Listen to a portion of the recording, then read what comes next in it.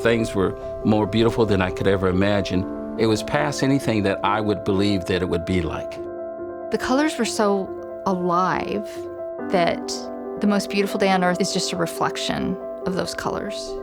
The greens were greener, the yellows, the golds, the blues, everything reminded me that earth is a reflection of heaven, but heaven is perfection. So one of the commonalities of near-death experiences is they experience beauty in new dimensions of time and space. Flowers, trees, mountains, forests, in colors more vibrant than we can imagine. And they are not limited in their experience of beauty like we are here. And now I'm flying like an airplane, coming in, slowing down, descending, and I get this incredible airborne view of the holy city of God. About 52% of people having a near-death experience describe beauty in this heavenly realm that is beyond anything on earth, things that are absolutely spectacular. It seemed like everything there was glad I was there. The trees were glad I was there, the flowers were glad I was there, the water was glad I was there. Everything was alive, there was nothing dead, and everything was intelligent. And whether we realize it or not, we're always smelling decay on the planet.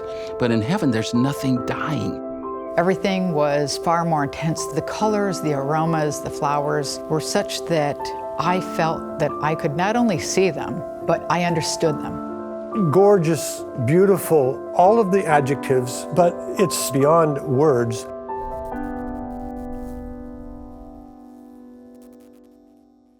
For those of you who have a religious background, Christian, Jewish, Hindu, or others, have you ever heard descriptions of heaven that made you think it's this misty, ethereal, impersonal, or maybe even just plain boring existence somewhere? I remember a Far Side cartoon years ago, showed a bored individual looking at others, kind of feet dangling on a cloud, they're playing harps, and one said to the other, "I should have brought a magazine." But indie ears tell us it's the opposite. It's all the beauty of earth and much more. The Jewish prophet Isaiah in about 750 BCE saw a vision of heaven and heard the angels crying, "Holy, holy, holy is the Lord Almighty. The whole earth is full of His glory." If that's true, then all the beauty and majesty, the wonders of earth point to the beauty, majesty, and wonder of the Creator. So why would we ever think that God's world, heaven, is less real or less tangible or less beautiful? The man who wrote much of the Christian New Testament, Paul, who, as we saw, may have even had a near-death experience, he said this in one of his letters: "No eye has seen, no ear has heard, no mind has imagined what God has prepared for those who love Him." What if it's better than you can imagine? Because what we love about life on earth will be present there, but with so much more to explore and experience.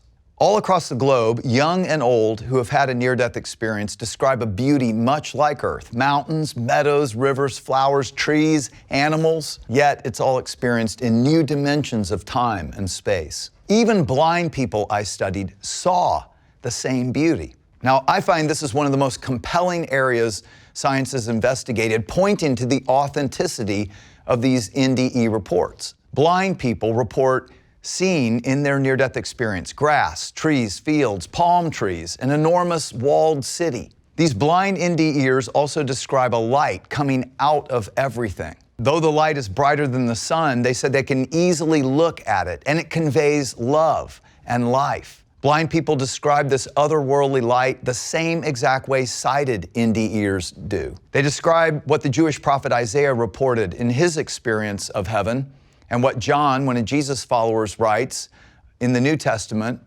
about this super reality, earthy yet more vibrant and alive. Listen to what John describes in his vision of heaven in the book of Revelation. "After this I looked, and people from every nation, tribe, people, and language were wearing white robes and were holding palm branches in their hands.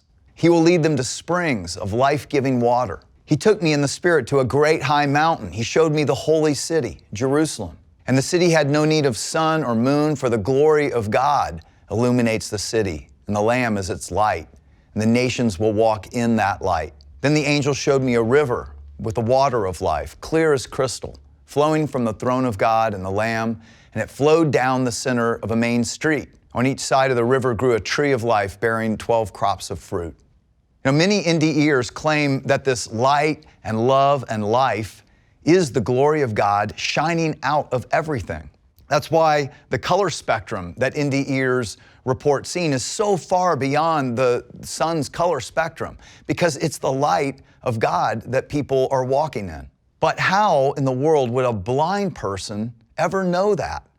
Because think about it, light on earth shines on things, not out of everything, and yet blind NDEers describe the same beauty, light, and love just like NDEers who've had sight all their lives.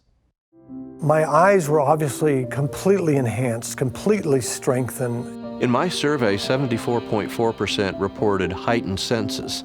They were actually able to see much more clearly than in earthly life. Even people with severely impaired vision or blindness were able to see with perfect vision in their near-death experience. I could see something infinitely far away as if it was right in front of me. I could see the trees and the flowers, and I could see every detail. I could see every individual blade of grass. In heaven, we can hear it all, take in it all, just like we can all the sights of heaven, the aromas of heaven, which are sweet and overwhelming. It's a buffet for the senses. It's a sensory explosion. It seemed like all my senses took on the other attributes of the senses. So even though I could hear it, it seemed like I could also see it with my hearing. People talk about how their experience on the other side is more lucid, more aware, more conscious, not just 5 senses. Some describe it as having 50 senses. It's life, but it's life without the limitations that we've experienced. It's almost like I was gliding like on a people mover that you have in the airport or something like that. And there was a pathway that was laid before me. And so I started moving in that direction. There was some sort of shift in terms of time or dimension. I was in this experience for what felt to me like many, many, many hours. But in fact, the entire thing was probably 30 minutes. There in heaven, time is there to serve, not to be served like it is here on earth.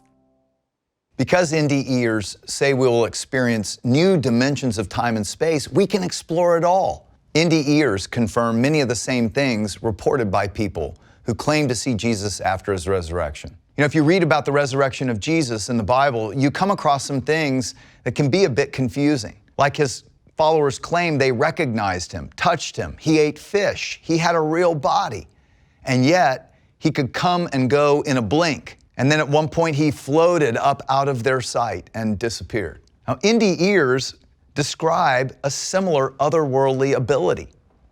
So imagine if this is true. What if the world to come will look familiar on one level, but be expanded into new dimensions of time and space? Imagine the possibilities. And time is different too, NDEers commonly report. Not just one-dimensional, but 1,000 years is like a day. A day is like 1,000 years, they'll say. Just like Peter, one of Jesus' followers, writes in the New Testament. NDEers confirm this. And travel, they say, can either be moving along, kind of floating along, or in a thought, you're there.